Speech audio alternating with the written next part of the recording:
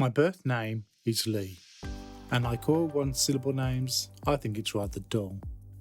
Well, except for Max, which I think is rather cool. My mother told me I was named after Lee Trevino, who was an American golfer who was popular at the time. The name was fine at infant school actually, thanks to this guy, Lee Majors. Show me a kid in the mid-70s who didn't love the $6 Million Man. A friend and I would reenact the previous night's episode by running in slow motion and voicing the sound effects and all. My YouTube name is Budite, which over time will become clear throughout my videos, or if you're already familiar with the poems of Edgar Allan Poe. I was introduced to Christianity in 1987 and was baptised the following year. I want to be honest with you and confess that I have not served God with a complete heart. Don't get me wrong, there have been times I've served and defended the faith with fire and zeal. But sadly, there have also been long periods of lukewarmness, doubt and inactivity. This has been an ongoing cycle too long, a situation I want to address. I'm not going to discuss my mental health issues here, but I've ignored Christ's warning about being lukewarm and fear being spat out. In time, I will show myself on camera, but I'm ugly and obese, and yes, people certainly judge. The primary reason though is that my sister is in between houses, and the room I want to do up as a studio is rammed with her junk, so patience is required. So, let's start with how each gospel is introduced, and please, at any time pause the video to read and compare. Remember, we're using the Revised Standard Version, abbreviated as RS, the International Version, NIV, and the New World Translation, NWT. By all means, use any translation you prefer. In time, I'm going to switch to other translations simply because I'll be using Bible Logos. As anyone knows, the software costs a fortune, but it does include more modern translations. So, let's begin. Matthew chapter 1 verse 1, Revised Standard Version. The book of the genealogy of Jesus Christ, son of David, the son of Abraham. The New World Translation says the same, except switches the word genealogy for history. The NIV starts a record of the genealogy. While translating from the Greek text, it is important to remember that there are differences in the grammar between the English and the Greek. This is why if we look at a Greek interlinear, we have to add to the articles a, an, and the to make the sentence clear about what or whom the sentence is written about. So whenever you see a or an in the New Testament, it has been added for linguistic reasons and good old English grammar.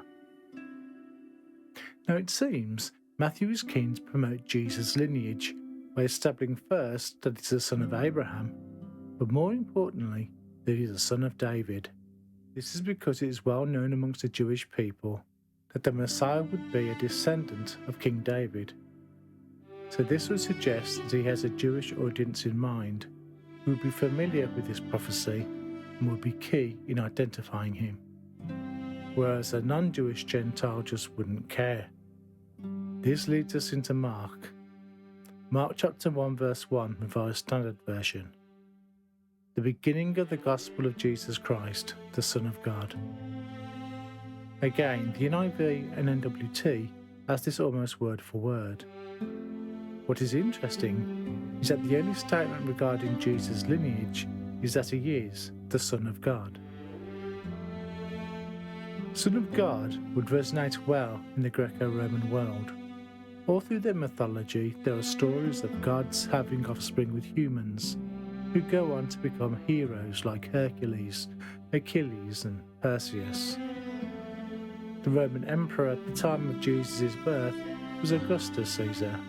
He also had the title Son of God, because his adoptive father Julius Caesar had been deified after his death. So to a Gentile, Mark's introduction was an attention grabber. Luke's Gospel is different altogether because he is not addressing a mass audience, as we read in verses 1 to 4. Revised Standard Version. Inasmuch as many have undertaken to compile a narrative of the things which have been accomplished among us, just as they were delivered to us by those who, from the beginning, were eyewitnesses and minister of the word, it seemed good to me also, having followed all things closely for some time past, to write an orderly account for you, most excellent Theophilus, that you may know the truth concerning the things of which you have been informed. This Gospel was originally intended for Theophilus, whomever he may be. He is important enough to Luke because not only is this Gospel written for him, but the book of Acts as well. Verses 1 and 2 clearly state that Luke was not an eyewitness of the teachings of Christ, because he includes himself in the us in verse 2, just as they were delivered to us by those who from the beginning were eyewitnesses.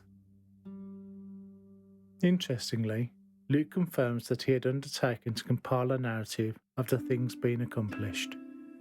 That does not mean that there were lots of written Gospels going around the place, but pretty much everyone had a Gospel that they had heard and taught out of someone's mouth. Before the Gospels were written down, the teachings and doings of Jesus Christ were passed on verbally. This is what scholars refer to as the source, Q. In the years straight after Jesus' death, there were plenty of eyewitnesses who were not counted amongst the apostles, who preached by word of mouth. New converts like Luke would learn the gospel this way and pass it on to others, and so on. As the eyewitnesses got older and persecution intensified, then it would be needed for them to write down for the benefit of those who come after them. One of the last eyewitnesses was the Apostle John, who compiled his gospel in the mid to late 90s of the first century of the Common Era.